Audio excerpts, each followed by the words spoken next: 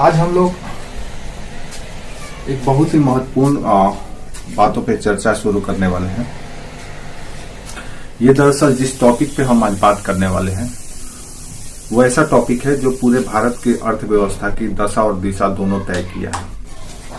यानी भारत को अगर आप 1947 से देखें और आज 2022 में या 2014 तक, दिसंबर 2014 तक भारत के अगर आर्थिक इतिहास को आप देखें, इकोनॉमिकल हिस्ट्री,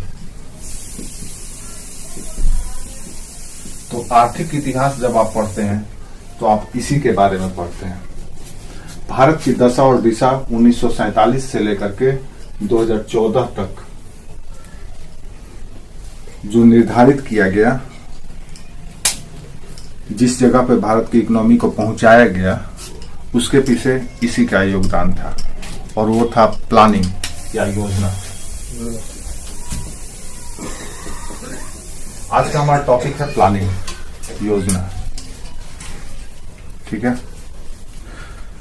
तो ये दरअसल प्लानिंग एक ऐसा विषय है, जैसा कि हम लोग पिछले क्लास में भी हम बता चुके थे कि हम लोग इकोनॉमी का जब चैप्टर शुरू करेंगे तो सबसे पहले गवर्नमेंट के पॉइंट ऑफ व्यू से या सरकार का क्या पहल है भारत की अर्थव्यवस्था में या दुनिया के कहीं की भी अर्थव्यवस्था हो, वहां पे सरकार की क्या भूमिका रही है और वर्तमान में भी आज क्या है, ये भी हमारे लिए जानना अनिवार्य है, क्योंकि उसके बगैर हम नहीं समझ सकते हैं अर्थव्यवस्था को। हमने बताया था कि अर्थव्यवस्था के 3 पिलर होते हैं, 3 स्तंभ होते हैं, एक सरकार, दूसरा बाजार और तीसरा प्रोड्यूसर क्लास। ये 3 पिलर होते हैं जिससे पूरा अर्थव्यवस्था गाइडेड होता है और ऑपरेट होता है, यानी संचालित भी होता है और मार्गदर्शित भी होता है। तो उसी में भारत की इकोनॉमी का जब हिस्ट्री आप पढ़ना शुरू करते हैं कि भारत कैसा था और कैसे किस जगह पे पहुंच गया है, तो जब आप इसकी बात करते हैं या सोचते हैं तो आपके मन में सबसे पहला जो चीज आना चाहिए वो आना चाहिए प्लानिंग, यानी योजना। योजना टर्म आप अपने दैनंदिन जीवन में भी करते हैं, प्रयोग करते हैं। जैसे हर एक छोटे छोटे कार्य के लिए, उद्देश्य के लिए, लक्ष्य के लिए आप प्लान बनाते हैं, योजना बनाते हैं। आपके पास पैसा है तो उसका भी आप योजना बनाते हैं कि कहाँ कहाँ खर्च करेंगे।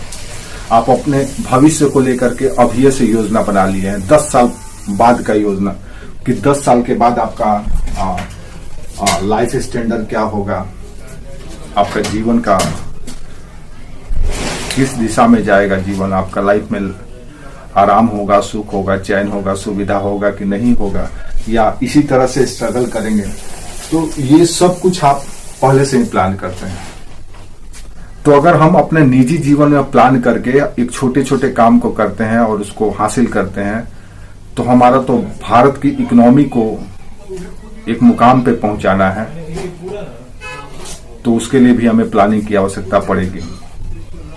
इसीलिए हम भारत के आर्थिक इतिहास या इकोनॉमिकल हिस्ट्री की जब बात करते हैं आफ्टर इंडिपेंडेंस, देन हमको प्लानिंग पढ़ना बहुत जरूरी हो जाता है। सवाल ये है कि भारत को प्लानिंग की आवश्यकता क्यों पड़ी, भारत या प्लानिंग का कॉन्सेप्ट आया कहां से, कौन सी ऐसी परिस्थिति आन पड़ी, संकट आन पड़ी कि भारत को प्लानिंग करना पड़ रहा है। कई सवाल हैं जो आपको प्रीलिम्स के एग्जाम में, मेंस के एग्जाम में इससे पूछे जाएंगे। एक एक करके हम समझते हैं।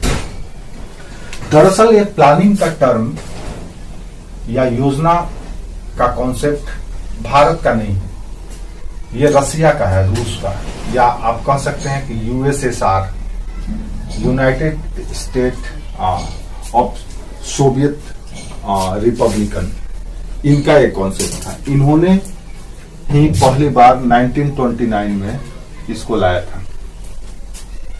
इन्होंने ही पहली बार इस कॉन्सेप्ट को लाया था, प्लानिंग को। सुष्मिता कहाँ चली गई, समझ में नहीं आया। तो दरअसल आप जब प्लानिंग की बात करते हैं तो यूएसएसआर या रसिया से याद रखिएगा, यहीं से ये कॉन्सेप्ट शुरू हुआ था। अब सवाल ये उठता है कि भारत इसको क्यों अपनाए, भारत के पास ऐसी कौन सी समस्याएं आनी पड़ी। तो भारत को अपने इकोनॉमी को बूस्ट करने के लिए अपने अर्थव्यवस्था को मजबूत करने के लिए, सुदृढ़ करने के लिए कोई ऑप्शन नहीं था। क्या ऑप्शन नहीं था? तो आप ऐसे समझिए कि भारत लगभग 200 वर्षों से 200 इयर्स से ब्रिटिश हुकूमत के अंडर में था। 100 वर्षों तक, आरंभ में 100 वर्षों तक ईस्ट इंडिया कंपनी के नियंत्रण में, और उसके बाद 100 वर्षों तक ब्रिटिश पार्लियामेंट के कंट्रोल में था। सुष्मिता, आपको समझ में नहीं आ रहा है? हाँ, तो 200 वर्षों तक भारत किसी दूसरे के कब्जे में था।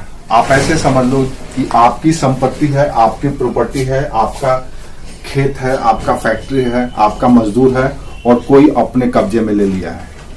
तो अपने कब्जे में ले लिया है, इसका मतलब वो अपने इच्छानुसार चलाएगा, अपने फायदे के लिए चलाएगा, सब अपना देखेगा। तो भारत के साथ भी लगभग 200 वर्षों तक यही हुआ। भारत के पास जो भी रिसोर्सेस थे, चाहे जल हो, जंगल हो, जमीन हो, मानव हो, श्रमिक हो, आप कह सकते हैं मानव या श्रमिक, तकनीक हो, टेक्नोलॉजी हो, व्यापार हो, उद्योग हो, ये सब के सब ईस्ट इंडिया कंपनी और बाद में ब्रिटिश सरकार के द्वारा अपने फेवर में यूज किया गया। अपने फेवर में यूज किया गया कहने का मतलब यह है कि कहीं ना कहीं यूरोप के फायदे के लिए, इंग्लैंड के फायदे के लिए यूज किया गया। ऐसी स्थिति में इसका परिणाम क्या हुआ? तो लगभग 200 वर्षों में भारत में गरीबी, भूखमरी, अकाल, बेरोजगारी, कृषि में निम्न उत्पादकता, अनौद्योगिकरण, पता नहीं इस तरह के कई आर्थिक समस्याएं हमारे सामने पैदा होने लगी। और ये समस्याएं 200 वर्षों में जो पैदा की गई, आज तक से ये बनी हुई है। आज हम 2022 में भी इस चीज को देख रहे हैं। आज भी हम इससे बाहर फोन लेकर के बाहर जाओगे तो फिर बंद होगा, उधर को बाहर में ले जाकर। फिर ये समस्याएं ऐसी है जो आज भी हमारे सामने आ रही है। हम इससे आज भी बाहर नहीं निकल पाए और इससे निकलने की कोशिश कर रहे हैं। इतनी गंभीर समस्या लगभग 200 वर्षों के शासनकाल के दौरान हमें दे दिया गया। अब जब हम आजाद हुए तब हमारे सामने एक विशाल चैलेंज था।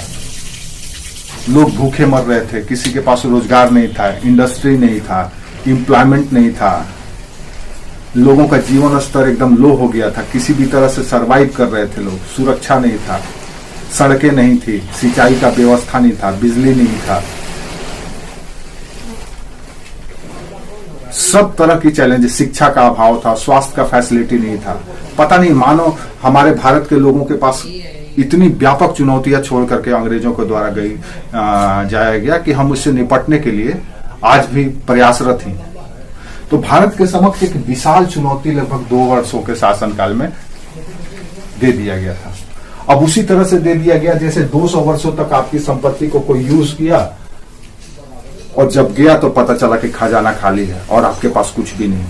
अब क्या करेंगे आप खुद भी वही काम करेंगे जो भारत की सरकार ने की। आप भी प्लान बनाएंगे।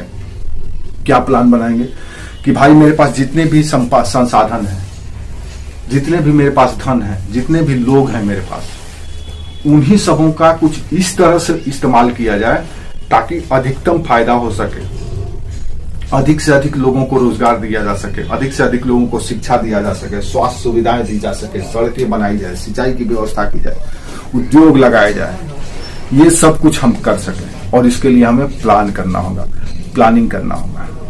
तो भारत शौक से प्लानिंग नहीं लाया बल्कि इसकी नीड हो गई थी या जरूरत हो गई थी। अगर नहीं लाता देन क्या होता? तो होता बेतरतीब तरीके से विकास। बेतरतीब तरीके से विकास कहने का मतलब यह है कि कल्पना कीजिए कि अगर हम प्लानिंग नहीं लाते, 1951 में जो हमने प्लान शुरू किया, अगर हम नहीं लाते तो क्या होता है? तो भारत में होता क्या? तो होता ये कि कुछ पूंजीपतियों के पास सारे रिसोर्सेज चले जाते हैं। भारत के जितने भी संसाधन है, जल, जंगल, जमीन और जो भी ह्यूमन रिसोर्सेस है या जो कुछ भी संपदा है, वो सब के सब कुछ कैपिटलिस्टों के हाथों में चले जाता है और वो अपने फायदे के लिए अपना ग्रोथ करते हैं।